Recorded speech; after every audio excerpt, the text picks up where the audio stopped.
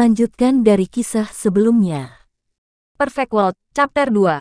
Di bawah dua kepala suku dan beberapa sesepuh, semua laki-laki mengungkapkan ekspresi serius di wajah mereka saat mereka melakukan ibadah. Banyak wanita dan anak-anak juga dengan cepat bergegas, diam-diam berdoa agar kerabat yang akan pergi berburu kembali dengan selamat. Pegunungan itu terlalu berbahaya. Itu adalah dunia yang sama sekali berbeda. Di luar begitu seseorang meninggalkan perlindungan desa dan pohon willow. Itu adalah salah satu yang dipenuhi dengan burung pemangsa yang menakutkan dan binatang buas yang besar, dan begitu saja. Kelompok individu terkuat di desa, membawa busur raksasa dan pedang di punggung mereka, berangkat dan memasuki lembah gunung, anak sungai dan danau besar. Sesaat setelah itu, ada bau besar yang menyesakkan. Menyaksikan kelompok pemburu itu pergi, kepala suku tua Si Yunfeng memimpin kelompok anak-anak menuju petak rumput yang terletak di pintu masuk desa. Dia duduk bersila dan berkata, "Baiklah. Kalian sekelompok kecil monyet perlu duduk dan belajar dengan giat."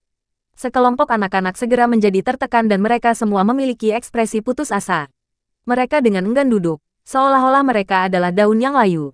Kakek kepala, bahasa burung dan tulisan kura-kura itu rumit seperti simbol hobgoblin. Ini terlalu sulit untuk dipelajari. Apa gunanya mempelajarinya? Tepat, itu tidak berguna seperti memanah yang diajarkan ayahku. Kelompok anak-anak semuanya memiliki ekspresi masam di wajah mereka. Dan mereka semua merasa bertentangan. Kalian sekelompok bayi kecil benar-benar tidak tahu apa-apa. The Bontex terdiri dari simbol tirani pada tulang yang diturunkan secara alami oleh Archaic Descendants yang menakutkan. Tertanam di dalam adalah kekuatan misterius di mana banyak orang tidak bisa belajar bahkan jika mereka mau. Bahkan jika Anda hanya sedikit berhasil dalam mempelajarinya, siapa yang tahu berapa kali lebih kuat Anda dibandingkan dengan orang tua Anda. Kepala lama mengkritik mereka karena tidak memenuhi harapannya. Kakek kepala, tunjukkan kepada kami kekuatan teks tulang ini. Seorang anak yang sedikit lebih tua berbicara. Pria kecil, datang ke sini. Ketua berteriak dari jauh. Si kecil baru saja selesai mengejar burung pipit 5 warna. Dan saat ini mengerahkan banyak energi untuk menarik ekor anjing kuning besar. Memutar kepalanya dalam kebingungan. Dia melepaskan cengkeramannya dan berlari sambil menggoyangkan pantatnya. Membuka matanya yang besar dan cerah. Dia berkata, iya, kakek, apa yang kamu butuhkan? Saya ingin Anda menggunakan hal-hal yang saya ajarkan dari teks tulang, kata Si Yunfeng. Oke, si kecil sangat patuh, dan mengulurkan kedua tangan kecilnya. Dia menutup mulutnya, dan seluruh tubuhnya terus-menerus menggunakan energi, menyebabkan wajah kecilnya menjadi merah. Dengan suara weng, telapak tangannya memancarkan cahaya terang, dan karakter aneh muncul. Itu tampak seperti terbuat dari logam yang dicor, dan memiliki kilau logam. Segera setelah itu muncul di sisi lain juga. Si kecil berjalan beberapa langkah, dan mengangkat batu yang lebih tinggi darinya. Sangat kuat, seru sekelompok anak-anak. Ini adalah pria kecil yang sedikit lebih tua dari satu. Bagaimana dia bisa mengangkat batu sebesar itu? Si kecil, apakah kamu menggunakan semua kekuatan yang kamu dapatkan dari minum susu? Anak-anak yang lebih tua semua menggodanya. Iya, ya, aku menggunakan semua kekuatanku. Pria kecil itu menjatuhkan batu dan duduk di lantai dan tersenyum tanpa sedikit pun khawatir. Dia sangat murni. Dan dengan cepat, karakter memudar dari telapak tangannya. Kakek kepala, apakah ini kekuatan dari teks tulang misterius yang kamu pelajari selama lebih dari 10 tahun? Kelompok mata anak-anak semuanya bersinar, dan kurangnya minat mereka sebelumnya tidak ada lagi. Jangan terlalu bersemangat, ini hanya bisa dianggap dasar. Dibandingkan dengan teks tulang surgawi yang muncul dalam legenda, itu masih terlalu jauh. Pria tua itu mengangguk, lalu menggelengkan kepalanya. Bisakah kepala kakek memberitahu kami tentang dunia luar? Sekelompok anak-anak memiliki ekspresi penuh harapan. Semua orang di desa tahu bahwa ketika kepala desa masih muda, dia pergi dengan sekitar selusin orang ke batas ibu pertiwi yang jauh dan menjelajahi dunia luar. Namun 10 tahun yang lalu, hanya 2 yang berhasil kembali saat berlumuran darah. Salah satu dari keduanya meninggal segera setelah itu, dan hanya Si Yunfeng yang mampu bertahan. Dia menghabiskan tahun-tahun terakhir ini mempelajari teks tulang, dan dari waktu ke waktu dia akan mengujinya pada individu-individu kuat di desa. Anak-anak ini semua tahu dengan jelas bahwa ketika orang tua mereka, yang seperti harimau dan naga, dipanggil, mereka semua akan membuat lolongan dan teriakan yang membuat hati bergetar di dalam halaman batu. Hal ini membuat anak-anak ini merasa khawatir, sekaligus kagum. Hanya dalam beberapa tahun terakhir penelitian kepala desa yang lama secara bertahap mulai berkurang, tidak lagi menakutkan penduduk desa. Terlebih lagi, lelaki kecil yang meminum susu binatang buas itu dibesarkan olehnya, dan dia menjadi kandidat penelitian terbaiknya. Dunia luar, pria tua itu mulai bernostalgia. Setelah terpesona dengan penyesalan, dia berkata, dunia ini terlalu besar. Ini luas dan tak terbatas. Hanya dari satu wilayah ke wilayah berikutnya akan mencakup jutaan li satu. Tidak ada yang benar-benar tahu seberapa luas itu, karena seseorang yang berjalan kaki tidak akan sepenuhnya menutupi satu wilayah dalam hidup mereka, itu hanya tak terbatas dan sunyi. Penduduk daerah yang berbeda akan merasa sangat sulit untuk berhubungan dan berkomunikasi satu sama lain karena terlalu berbahaya. Tanah itu memiliki terlalu banyak spesies binatang tirani yang berbeda, dan mereka semua tangguh dan misterius. Terlepas dari apakah itu suku beberapa ratus ribu atau kota yang megah dan besar, masih ada kemungkinan mereka akan dihancurkan dalam semalam oleh beberapa spesies kuno. Tentu saja, masih ada manusia yang sangat kuat dan sebanding dengan keturunan archaik. Mereka memiliki kekuatan suci yang tiada taraf, dan manusia ini adalah yang paling berbakat di antara umat manusia. Kelompok anak-anak semuanya merasakan rasa hormat di dalam hati mereka, dan pada saat yang sama, mereka merasakan kerinduan karena mereka semua ingin tahu tentang dunia luar. Seseorang bertanya, di dalam negeri ini, apakah ada permata duniawi atau ramuan legendaris yang dapat memungkinkan seseorang untuk mengalami kelahiran kembali? Juga, jenius terkuat umat manusia, seberapa kuat mereka sebenarnya? Orang tua itu tertawa dan berkata, jika kamu ingin tahu, maka kamu harus terlebih dahulu menjadi kuat. Jika kita bisa menguasai kekuatan misterius teks tulang, apakah kita bisa menjelajahi daerah di bawah langit?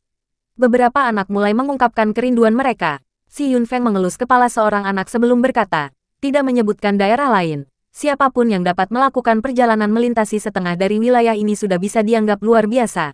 Semua anak tercengang. Yang bisa saya lakukan hanyalah membimbing Anda menuju jalan yang benar. Namun, di mana Anda berakhir pada akhirnya akan bergantung pada Anda. Hal-hal yang telah saya ajarkan kepada Anda tidak boleh kalah dengan hal-hal yang diajarkan kepada anak-anak dengan usia yang sama di dunia luar. Ketika lelaki tua itu menyelesaikan apa yang dia katakan, matanya menunjukkan cahaya yang berbeda, dan dia menggosok tulang giok yang eksotis di dadanya. Rombongan anak-anak yang duduk melingkar mengelilingi ketua tua itu akhirnya berkonsentrasi dan mulai fokus pada ceramah. Baru pada siang hari mereka akhirnya bubar. Ini terlalu sulit. Chief sebenarnya mengatakan bahwa dibutuhkan beberapa tahun untuk Bontex untuk sedikit memasuki tubuh seseorang. Selain itu, kebanyakan orang tidak akan pernah berhasil. Tapi pria kecil seukuran kacang itu benar-benar melakukannya. Pria kecil itu dengan polos mengedipkan matanya, dan sekali lagi mulai menarik ekor anjing kuning besar itu, dan anjing kuning besar itu mulai menggonggong dengan polos. Matahari mulai terbenam di barat, dan di bawah pancaran sinar matahari terbenam, seluruh desa batu terinfeksi dengan lapisan emas samar kecemerlangan. Di kejauhan, berbagai kera dan singa berteriak, dan sejumlah besar rumah batu pada saat ini seperti kuil kuno yang suci dan damai. Kira-kira selusin orang berkumpul di cakrawala, dan bayangan mereka terbentang oleh matahari terbenam. Garis tubuh mereka tampak keemasan dalam cahaya matahari terbenam, membuat mereka tampak sangat tinggi dan kuat. Mereka masing-masing menyeret kepala seekor binatang buas yang sangat besar dan ganas saat mereka kembali dari perjalanan mereka yang berlimpah. Mereka kembali, para wanita dan anak-anak desa yang berdiri di pintu masuk desa menunggu lama bersorak, dan kegelisahan serta ketakutan di dalam hati mereka lenyap seketika.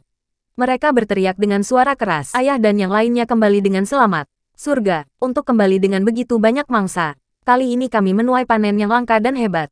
Perburuan kali ini sangat sukses, dan selusin pria dewasa semuanya kembali dengan hasil panen yang bagus. Di dalam mangsanya ada tubuh besar gajah bertanduk naga, yang merupakan binatang buas dengan daging berlebih yang mirip dengan sapi. Selanjutnya, ember diisi dengan ular terbang yang tebal dan tipis. Orang-orang tua di desa semuanya memiliki ekspresi terkejut di wajah mereka. Makhluk-makhluk ini biasanya sangat sulit untuk dihadapi, dan beberapa dari mereka bahkan disebut binatang buas. Bagi begitu banyak dari mereka yang diburu hari ini dan berlumuran darah, itu terlalu tak terduga. Ambil contoh gajah bertanduk naga itu. Tubuh gajah itu seperti logam, dan bahkan tombak besi pun sulit untuk menembusnya.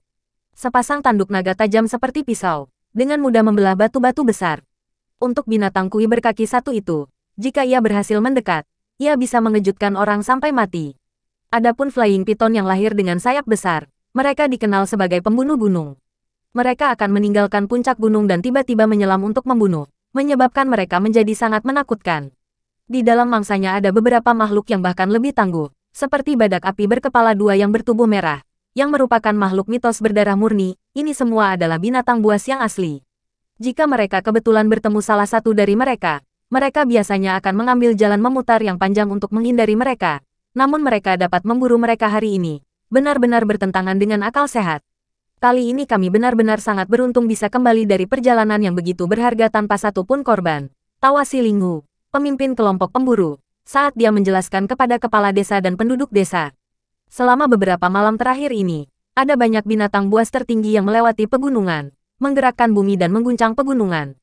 Mereka menginjak-injak segalanya sampai mati, dan melukai banyak binatang gunung. Selama beberapa hari terakhir ini, banyak binatang buas yang terluka, dan binatang buas yang terluka parah itu dikejar dan diburu oleh mereka, menjadi mangsa yang mudah. Ini semua adalah makhluk tirani yang biasanya akan dihindari oleh orang-orang desa. Jejak kaki besar di dalam pegunungan mirip dengan jejak kaki manusia, tetapi mereka terlalu besar, dengan panjang masing-masing hampir 100 meter. Sebesar itu, seru warga desa, ini benar-benar berita yang mengejutkan. Bahkan sesepuh yang mendengar ini tidak bisa tidak menarik napas dari udara dingin. Mereka semakin menyadari bahwa sesuatu terjadi di dalam jurang pegunungan yang akhirnya menarik keturunan archaik di sekitar daerah terpencil yang luas. Bagaimanapun, itu adalah panen berlimpah satu kali, dan semua orang penuh kebahagiaan. Desa batu dipenuhi dengan suara tawa anak-anak dan suasananya pun ceria. Kepala si Yunfeng membawa sekelompok orang ke pohon willow dan membawa selusin binatang besar mati ke platform batu yang jelas merupakan altar besar. 1. Ia adalah 1 mil Cina yang setara dengan kira-kira 500 meter.